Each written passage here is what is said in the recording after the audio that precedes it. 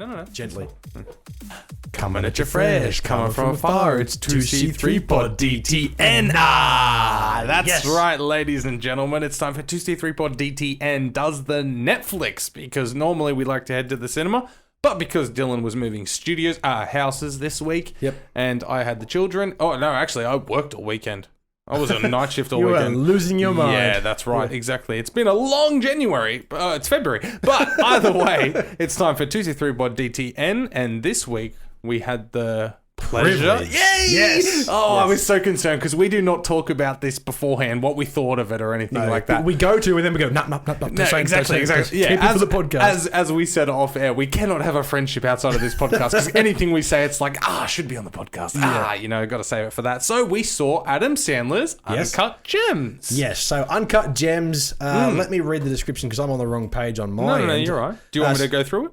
I'll do it. So we've got Uncut Gems, directed by Josh Sadfi and Benny Sadfi, written by the Sadfi brothers. Now, the story behind that, apparently they approached Adam Sandler about this film. Yeah, in 2010, I think. 10 years ago. It was a long time ago. And they were still small time, and Adam was like, coming back to this now, I think now's the perfect time for it, but we'll get into why when we get further into the review. Yeah. Starring Adam Sandler, Kevin Garnett, The Weeknd, Lakeith Stanfield, Julia Fox, and the wickedly talented one and only Adele Dazeem. I watched the YouTube video just to fit that in. Yeah. Anyway, if you don't know who that is, that's Idina the lady. Menzel. Yeah, the lady with the gigantic jaw who sings in Frozen. That's right. Just let it go, Dylan. Just let it go. Yeah. Anyway, distributed by A24 United States and Netflix International. The budget is unknown, but estimated to be less than 20 mil. Would not surprise me, but also most likely above that because of Kevin Garnett. Anyway. No, he's an actor, dude. He's not an actor, you know? That's what I mean. No. He's already got money in the bank. He only needed a little bit for this. Okay. But we'll get into that. Anyway, box office, as of review, because it's only in the US in terms of actual box office results, $48.4 million. That is successful. I will just say, for less than $20 million to get that just domestically. But I will say its opening weekend was like, I think 500,000. Yeah. And then everyone realized people go Adam Sandler, and then they see it, then word spreads. Exactly. But we'll get why. Yes. Yeah. A charismatic New York City jeweler, always on the lookout for the next big score, makes a series of high-stakes bets that could lead into the windfall of a lifetime. Howard must perform a precarious high-wire act, balancing business, family, and encroaching adversaries on all sides in his relentless pursuit of the ultimate win. Yes. This is the epitome of a fucking baller. Dude. The guy whose game is to pawn and sell, and his life and this film is non-stop. If you like movies like Wolf of Wall Street or The Founder, those kind of entrepreneurial stories where these guys just did not stop whatever it took to be the big dick in the game. That's right. This is this kind of film, and executive producer Martin Scorsese, if you couldn't tell by the style of filmmaking, he definitely sprinkled a bit of magic in there. I didn't know that he was, but now that you've said that, I'm like, he definitely was there. Opening credits, I noticed that. Yeah. Oh, right? Yeah. I know. How good was that? Fuck. But before we get into the actual review, I do want to have a first praise before I forget about it, that the fucking soundtrack. Yes. The intense, retro-esque 80s disco almost kind of soundtrack. It was so good, man. It was surprising. Seriously, this is the first Netflix film in a long time where I sat down with my headphones on. I was rolling smokes. I'm just being honest. But yeah, I was rolling smokes, and I'll tell you what, man, I was out there for the full 2 hours and 15 minutes. I had 2 smokes in 2 hours and 15 minutes because I was so engrossed in this film. Legit, this film, man. I'm going to have to watch this film again because it took me 3 days to watch this film. Oh, and really? I was watching it because I was moving. Oh, of course. And I had to watch it on my phone, but I'm still sitting there hooked into it. So I definitely recommend watching this on your television, especially when there are segments where... So essentially, the story is Adam Sandler's character, Howard, comes in possession of a very, very rare opal under terrible circumstances. A black opal. Yeah. and it's full of universe-looking colors. And it's open from both sides, so you can see through and you get the full light reflection. And oh man, and he's essentially trying to sell this thing to the highest bidder, trying to get on Kevin Garnett, the basketball player. Well, no, actually, he refuses sale to him multiple times. Yeah, in order to try and get to the auction, because he's been told that it's worth $3,000 to $5,000 per carat. Yeah, and add it all up, it was about $1 million minimum that this thing was worth. Yeah. With this fucking gem. But he was trying to sell it essentially to Kevin because he knew how much he wanted it. He was trying to get him to pay the highest number possible. That's later. But at first he says, no, don't even fucking touch. Like, do not even think about it. It's going to auction. Put a bid on it. Like, don't come near this. But then later on through the story and how it progresses and things like that, then yes, he's trying to upsell him. And man, this story, this. I didn't know what to... I'd heard all the praise for Sandler. Yes. I'd heard all the praise for the Safdie brothers. And my lord, it lived up to every ounce of hype. Yeah. Truly, Sandler was awesome. Sandler was so good, man. I think this exceeded my expectations because I did hear the same things. That is performance of his career, very fast-paced, non-stop. But the surprises that I got in the soundtrack and the cinematography and the characters and the fact that everybody is screaming and yelling and non-stop...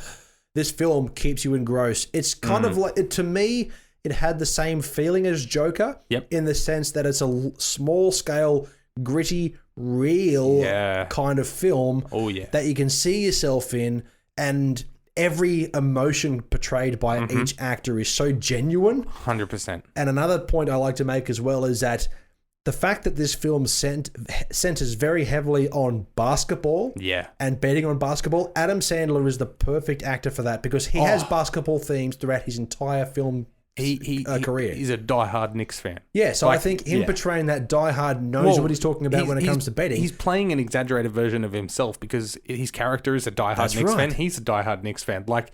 That's why it works. You can't fake that. Because if you were to give a script to me, go, 3-pointer, like, I don't know what the hell I'm talking about, but he does. No, that's exactly right. But also, you want to know another thing? He's also playing a hardcore Jew. Because he's a hardcore Jew. That's why he's the perfect role for this. But Adam Sandler as an actor, as we've discussed earlier in this episode, that he has done a lot of trash and done what he wants with his friends, that's fine. But when push comes to shove and he has a director and a writer that's not himself, and he's really given the reins to perform.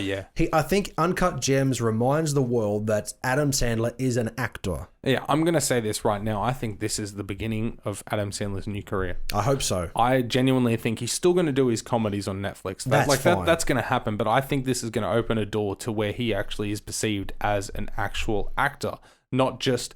conditioner is better, Well, he's done this before with Rain on Me, where he does play a more dramatic role. That's right, but he was still the box office draw at that point, and because that film wasn't as successful, they had measurements to rank. Can you go back to doing that schlocky shit with your friends? Because that was the box office draw. But now that there's yes, there is a little bit of box office here, and it was great for what it was. Yeah. At the same time, now it's Netflix in charge. Yeah. And he gets given a script. He's going to get offered scripts now. Yeah, I guarantee that are more serious. As long as he doesn't overdo it and take himself too seriously, because I don't think while this is a very serious film and while this is very dramatic acting and phenomenal acting, at the same time, it's not like, oh, okay, cool, chuck him in that Tom Hanks role. You can't do that. Yeah. Just take the ones that suit you, that you're comfortable with. Don't take the next big Oscar bait film because you'll fucking blow it. Yes, absolutely. But this is a nice little, like you said, reminder, hey, this dude gets paid for a reason. This dude has chops. And not only that, but I do have to commend the Safdie brothers for their filmmaking in terms of, I wonder how different this film is compared to its counterpart, which was written 10 years ago. Yeah, exactly. Because there are very modern themes in this. And do you remember the name of the film that they ended up doing with Robert Pattinson that got them the name? Yeah, it was 2017. It was something to do with love, I think. Love something. Okay. Yeah, but either way, that film came out, was a surprise hit and was successful. And that's when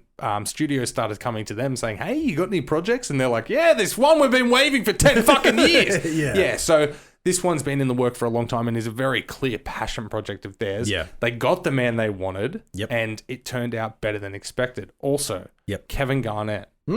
Surprisingly. Who the fuck knew a 7-foot-tall NBA legend could act? Now, there's been a few attempts in this over the years. We've had Michael Jordan. We've had LeBron James. No. We'll have him soon with Space Jam 2. Well, that's what. Yeah. Well, Michael Jordan, Space Jam 1. There's been Shaq. There's been Shaq. He's been okay. Yeah, he's very he's pigeonholed been- as like a 7'5" guy. Like as in, He's been here and there in films. He hasn't been Yeah. great, but they've moved into acting. And then, as I said, LeBron James had a very small part in Trainwreck. Yeah, which I'm not going to count that. I mean, because that was honestly watching that film and how he spoke, and being a big basketball fan myself, that's honestly him just talking. Yeah, but that's the point. You know, that's what it was exactly. supposed to be. And He's it playing worked. himself. He wasn't. And while Kevin Garnett was playing himself, he was playing a very intense version of himself in his prime with the Celtics. But when you speak like, to actors, the hardest job they have is trying to play themselves when a camera is on them. Yeah. You remember our first episode? Yeah, right. With the camera? It was fucking weird. Yeah. But that's the thing. So Kevin Garnett, I didn't know really who this guy was. I knew he was a basketballer. Didn't know too much about him. For shame. And then I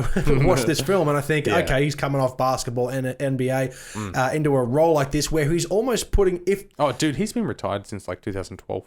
Yeah, but the cool thing is that he's putting himself in the shoes of a scumbag almost. Well, to a degree. He's in possession of something which caused so much heartache for so many, and injury and death for so many people. Yeah. To heighten his performance. You know, No. But at the same time, he questions. questions it hardcore at the beginning. When he first gets given the gem, he's like, "Oh, and how much did you pay?" Oh no, he even at the end. At the end, he's like, "And how much did you actually pay for this?" You know, like. So he does Which is get a it, shit but thing to ask anybody who sells you something. Don't fucking ask that question. No, exactly. When you pay X amount, don't ask because you're going to find out it's a fuck ton less. Yeah. But either way, I think he plays a paranoid sports like celebrity at its best because he's literally obsessed with this thing because he goes out that night and he's fucking like 40. Yeah. You know, like, and so he's like, I need this. And then basically does a runner. It's not much of a spoiler, but it's in the first hour. But like he basically does a runner with this gem. And that's half the time of Howard chasing him down. And my God, Adam Sandler played that like as in paranoid, like everything's that's what I mean. going like, wrong. Everybody is yelling and screaming and on edge, and it's just intense from start to finish. And I really, really liked that. So when I was writing down my one-word review for this in my phone for my list of films of 2020 on my streaming services side, Uncut Gem gets a grade. Yes. Yep. 100%. And if I'm going to jump straight to my rating right now, this is a solid 9.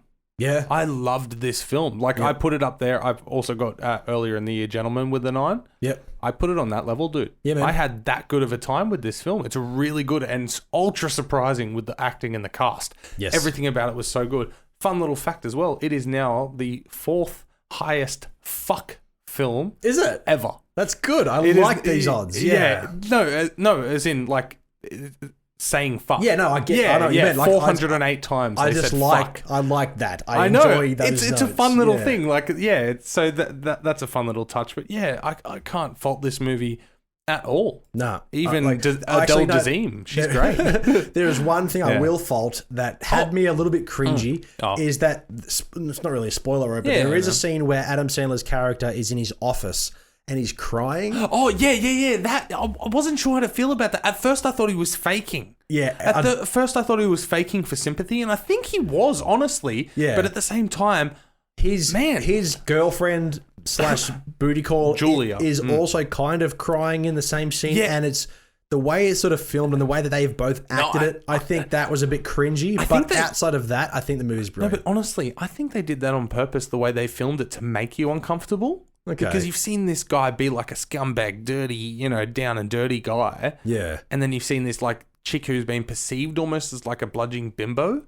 And then you see them uncomfortable and you kind of get a bit, what's going on? Because you don't feel sorry for him. No, like in not that at moment, all. Yeah. you don't feel sorry for her either. Especially when she pulls her down her pants and shows her ass and what she got. It's like, really? I get that, yeah. I get the message that they're trying to convey, and I think you're probably correct in saying that that's what they were going for. Yeah. Me, I just saw that as bad acting in that particular moment. No, that's what I saw. No, that's exactly right. And I thought the same thing at first, but I feel like looking back on it and thinking about it, they did it purposefully for that reason. But I will also say, shout out to Lakeith Stanfield. He plays his boy who brings the guys in off the street to buy stuff off him. First time I recognised him was in Get Out.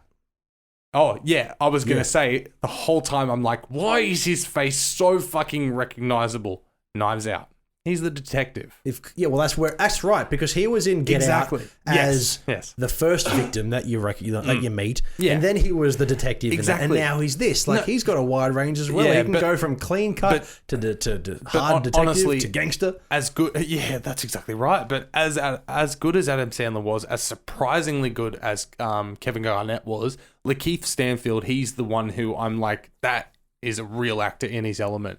You know, Adam Sandler's getting to that stage and getting to open his doors more, and he's fantastic. Kevin Garnett didn't know he could act. That's great. But Lakeith Stanfield, this is another day at the office for him. It's so good. And also, as well, in a film that's so busy and loud, for him to play a character that remains calm and reserved amongst all of that, obviously he's playing a character and that's part of his script and his act, but I think he did it so well to not get caught up in the set. But I also just loved the fact that his character was so up and down, just up and down with his attitude. But like you said, so mellow the whole time. He's so mellow, but he'll go, I'm a cunt. I'm such your best friend. I'm a cunt. You know, and it was just a really nice progression of that character. Yep. Yeah. But either way, this film, it's great. Yes. Uncut Gems. Great. Just came out on Netflix in Australia last Friday, I believe, or it might have been Saturday. Yep. Either way, less than a week on Netflix. Make sure you get on there and watch it. If you've been avoiding schlocky Adam Sandler films on there, this is the one for you. Yeah, absolutely. Yeah. You've got nothing to lose except for $8 a month on your Netflix subscription for however long you want to for. But either way, Mitchell, that has been our show. And before we get there, Dylan,